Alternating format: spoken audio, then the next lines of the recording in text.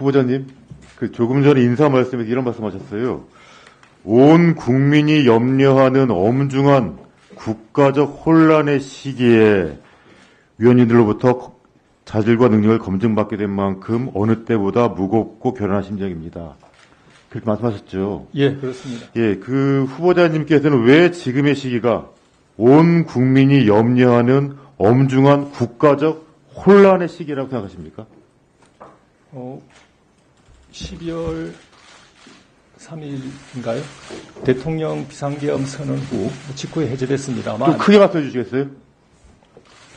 12월 3일 대통령 비상계엄 선언이 있었고 직후에 국회의 해제 요구 결의가 있어서 해제되었습니다만 그 이후 우리 국가가 평상시의 모습은 아닌 것 같습니다. 그리고 국민들이 아직까지는 여러모로 혼란스럽고 불안해 하시는 것 같아서 드린 말씀입니다. 예.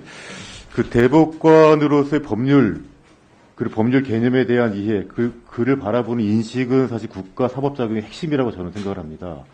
그래서 지금 일단 국민께서 불안해 하신다고 말씀하셨는데, 지금 현재의 지금의 상황이 추후에 사법심사의 대상이 될 것인지, 대법관 후보자를 어떻게 바라보는지에 대한 인식도 국민들께서 매우 궁금해 하시는 상황일 것 같고, 그 인식을 들으시면 국민께서 조금 더 안심하실지 아니면 더 불안하실지를 좀 판단할 수 있을 것 같고요. 그리고 그 인식을 기반으로 대법관 후보자로서의 자질이 있는지를 판별하실 수 있을 것 같습니다. 제가 하나 여쭤보겠습니다. 지금 조금 전에 말씀하신 것처럼 대통령의 12월 3일 비상계엄 선포와 관련해서 언론 보도나 국회에서의 논의나 그런 것들을 좀 보면은 통치행위라는 얘기가 있는데, 그리고 이 통치행위가 사법심사의 대상이 아니라는 견해가 있습니다. 후보자의 입장은 어떠합니까? 통치행위도 원칙적으로 저는 사법심사의 대상이 된다고 생각합니다. 이 비상계엄과 관련해서도 마찬가지 견해를 가지고 있습니다. 특히 우리 헌법은 헌정사의 특수한 계엄 때문인지 비상계엄의 선포 요건과 절차 그리고 해제와 관련된 절차까지 상세히 규정하고 있기 때문에 헌법 질서 내에서도 충분히 그런 점을 판단할 수 있으리라고 생각합니다. 자, 화면 좀 띄워주시겠습니까? 일단 통치행위에 대한 개념은 후보자도 인정하신다는 말씀이시고, 학설상 그리고 보통 실무상 그런 행위로 일반적으로 있을 수 있겠다 이렇게 이해하고 있는 것 같습니다. 학설상으로요? 판례상으로도 실제로 대법원은 통치행위 개념을 인정을 했죠. 예, 그렇습니다. 지금까지. 네. 지금까지 판결례들이 여러 가지가 있고요. 다만 통치행위에 대해서 대법원의 판시한 내용을 보게 되면은 사법심사의 대상에서 제외되는 국가행위를 통치행위라고 했어요. 자, 그러면 일단 후보자는 이 모든 통치행위에 대해서 어떤 행위가 통치행위라고 생각하십니까? 일단 대통령이 국가 원수로서 고도의 정치적인 결단을 해야 되고 해서 실무 법률 관련들이 예상 못했던 그런 결단을 해야 되고 그에 따른 행동을 했을 때 그런 부분들을 보통 통치행위라는 개념으로 이해하고 있는 것 같습니다. 대통령이 헌법에 규정되지 않은 예상하지 못했던 행위를 했을 때만 통치행위에 해당하는 겁니까? 그렇지는 않은 것 같습니다. 그렇지는 않고요? 예. 그러면, 헌법에 규정된 행위를 하는 경우에도 통치행위에 해당합니까? 이론상으로는 해당할 수도 있을 것 같습니다. 예, 실제로 지금까지 대법원 판결은 어떻게 되는지 알고 계세요? 근데 통치행위 개념을 기본적으로 헌법에 규정된 대통령의 행위가 여러 가지가 있는데 그 행위 중에서 대법원이 지금까지 판결례로 통치행위라고 언급한 것들이 몇 개 있습니다, 사실은요. 몇 개인지 혹시 구체적으로 알고 계시는가요? 비상계엄 선포 또는 확대 그런 쪽 분야는 유명한 사건들이 있어서 판례가 기본적으로 통치행위일 수는 있다 이런 이름을 정기한 것으로 알고 있습니다. 제가 다시 질문 드릴게요.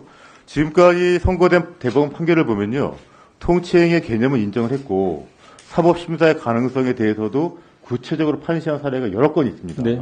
예. 그럼 이 판결 내에 따라서 사법심사의 대상이 되는 통치행위가 있을 것이고 사법심사의 대상이 되지 않는 통치행위가 있을 텐데 그 한번 국민들께 한번 설명 한번 해주십시오. 기본적으로 판례의 이론은 일반론은 이렇게 설치되는 것 같습니다. 통치 행위가 있는데 그 자체가 명백히 헌법이나 법률에 위반되었다고 보지 않는다면 사법심사의 대상이 되지 않는다. 그렇지만 내란죄의 경우에는 국헌 문란의 목적이 있다면 그것은 사법심사의 대상이 된다. 그래서 굳이 도출해내자면 명백히 헌법이나 법률에 위반된 행위, 통치 행위의 형식을 빌고 있다 하더라도 사법심사의 대상이 되고 내란죄의 경우는 특히 국헌 문란의 목적이 있으면 사법심사의 대상이 된다. 이렇게 뭐 도식적으로 말씀을 드릴 수 있겠습니다. 예. 지금까지 그 대통령 행위 중에서 대법원이나 헌법재판소의 그 심사 대상이 된 것이 크게 두 가지가 있습니다. 네. 하나는 지금 말씀하신 계엄 선포행위고요. 두 번째로는 대통령의 긴급 재정 명령권 발동 행위입니다. 이 두 가지를 통치 행위로 둘 다 인정을 했는데 그 대법원 판결내에 따르면 계엄 선포의 구비 요건에 대해서는 통치 행위이기 때문에 심사하지 못한다고 했고 다만 계엄 선포인 경우에도 범죄 행위에 해당되는 경우에는 통치 행위가 아니고 사법심사 대상이 된다라고 그렇게 판단한 것이고요. 네. 긴급 재정 명령의 경우에도 마찬가지로 통치 행위 개념을 인정했지만 기본권 제한 효과가 있는 경우에는 사법심사 대상이 된다고 헌법재판소 판결한 것입니다. 일단 그렇게 알고 계시죠? 예. 말씀하신 내용. 그리고 그 판단 누가? 죄송합니다. 제가 마지막 말씀 못 들었습니다. 통치 행위에 해당하는 경우에 대한 판단은 누가? 좀 그래도 마이크 끄지 마시죠. 결국 사법 심사의 대상이 되는지 여부를 판단하는 법원에서 최종적으로 해야 되는 게 아닌가 생각이 됩니다. 최종적인 판단은 대한민국 법제에서는 당연히 사법부가 하는 것이죠. 네, 그렇습니다. 통치 여부에 대한 판단도 사법부가 하는 것인데 후보자께서 보시기에는 내가 이제 어느 정도 더 나을 수가 통치 없으니까 행위의 개념을 추가적인 시간 때 지금과 같이 그 인정을 하거나 인정을 하지 않는 방향이 있을 텐데 어떤 인정을 되겠습니까? 제가 그 말씀에 대해서 구체적인 답변을 드릴 수 없다는 점은 양해해 주시리라 믿습니다. 다만 지금 한참 말씀한 내용 관련해서 수사가 진행 중이고 아니요, 저는 그냥 일반적인 관념 물어보는 겁니다. 지금까지 제가 세부적인 내용을 한 번도 여쭤보지 않았습니다. 지금까지 법관으로 보시기에 네. 그 법적 개념으로서의 통치행위에 대한 관념을 네. 사법부가 최종적으로 심사를 하실 텐데 네.